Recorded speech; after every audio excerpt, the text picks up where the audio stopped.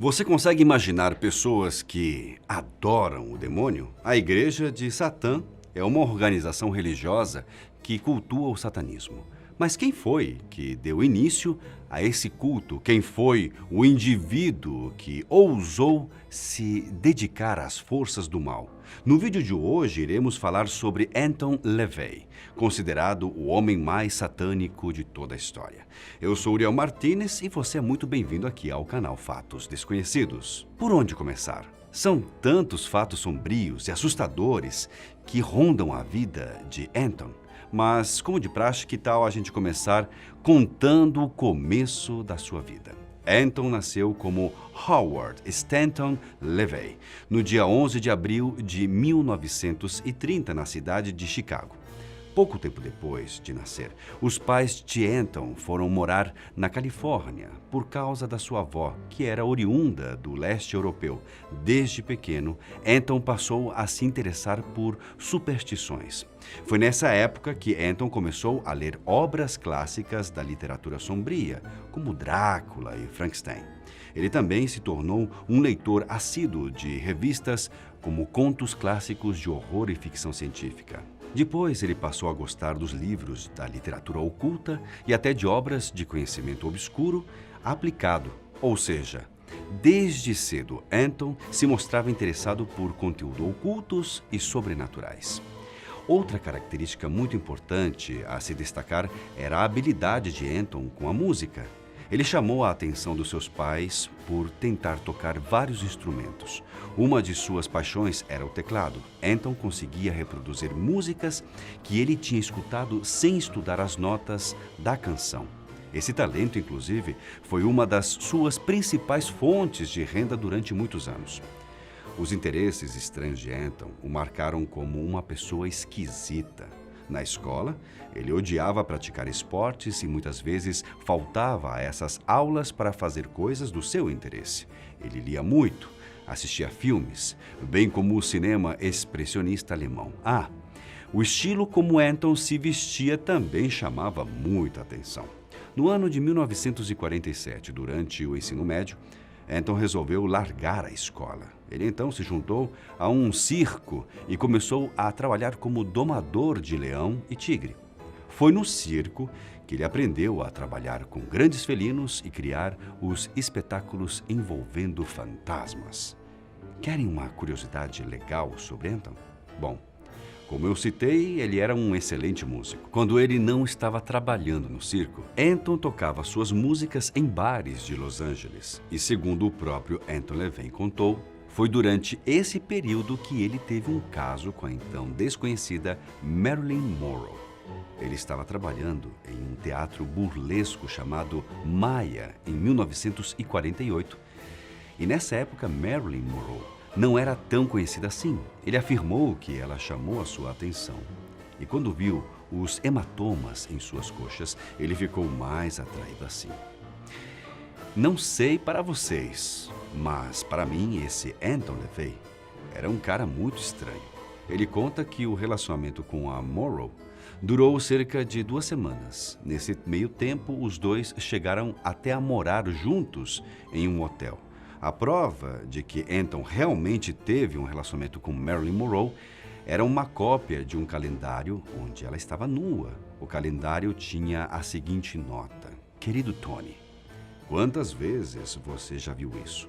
Com amor, Marilyn. Quer saber outra profissão inusitada de Anton? De acordo com sua biografia, Anton se matriculou no City College de São Francisco e estudou criminologia. A intenção era evitar o recrutamento do exército. O resultado? LaVey se tornou um fotógrafo forense do Departamento de Polícia de São Francisco. Nesse período, ele fotografou muitos crimes horripilantes, como mortes de crianças e vítimas de assassinato. E foi exatamente nessa época que LaVey começou a duvidar da existência de Deus. Para ele, se Deus realmente existisse, jamais iria permitir que tantas coisas perturbadoras que Anton presenciou acontecessem. Mas vamos continuar a nossa história. Quando ele trabalhou como fotógrafo para a polícia, Anton conheceu Carolyn Lenzing, com quem teve uma filha chamada Carla Maritza, no ano de 1952. Pouco antes disso, LaVey teve acesso aos livros de Aleister Crowley e conheceu alguns membros do Telema, uma filosofia religiosa desenvolvida pelo próprio Crowley. Mas nada disso o deixava impressionado. Na década de 1950, Anton trabalhou como investigador psíquico, ajudando seus amigos policiais a investigar telefonemas misteriosos que o departamento de polícia recebia. Essas experiências mostraram a ele que muitas pessoas estavam dispostas a buscar uma explicação sobrenatural para fenômenos que não tinham explicação.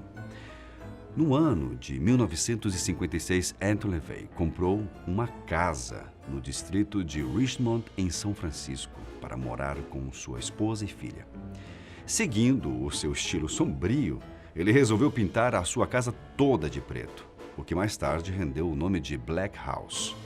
Mas o seu casamento com Carly estava com os dias contados. Em 1959, ele conheceu uma mulher chamada Diane Hegarty e ficou completamente apaixonado. Em 1960, Anton se divorciou de Carly e foi viver com Diane. Os dois nunca chegaram a se casar, mas desse relacionamento nasceu Zina Galati, a segunda filha de Anton. Agora vamos adentrar em alguns fatos um pouco mais sombrios da vida de Anton LaVey. Com toda a experiência que Anton tinha envolvendo o ocultismo, ele se tornou uma espécie de celebridade local. Ele sempre fazia festas de fim de ano, o que atraía pessoas notáveis de São Francisco. Isso fez com que ele criasse o Círculo Mágico, um grupo que compartilhava do mesmo interesse pelas coisas ocultas do mundo. À medida que Anton ia tendo mais e mais conhecimentos, ele começou a dar palestras na sexta-feira à noite, resumindo as conclusões de suas pesquisas. Em um processo de criação de suas palestras, ele criou uma filosofia única baseada em suas experiências de vida e pesquisas. Foi quando um membro do Círculo Mágico sugeriu que LaVey tinha base até para criar uma religião, e ele gostou da ideia. Ele então resolveu fundar a Igreja do Satanás, para assim ter um bom meio para divulgar todas as suas ideias. E isso foi feito no ano de 1966. Em uma noite de maio, ele declarou a fundação da Igreja de Satanás e enumerou o ano de 1966 como o ano zero. Que loucura, não é? Não demorou muito para que sua igreja chamasse a atenção das pessoas e, é claro, da imprensa. Muitos jornais, incluindo o Los Angeles Times, começaram a divulgar as ideias de LaVey. Em 1968, com o objetivo de disseminar ainda mais sua filosofia, Anton lançou um álbum chamado de Satanic Mass, que na tradução literal significa Missão Satânica. O álbum, que tinha sido gravado ao vivo na igreja de Satã, tinha um áudio de um ritual satânico. Um dos destaques desse álbum era o ritual do batismo de Zina, a filha de Anton, que na época tinha apenas 3 anos de idade. Ficou curioso para saber como era esse álbum? A gente mostra para você.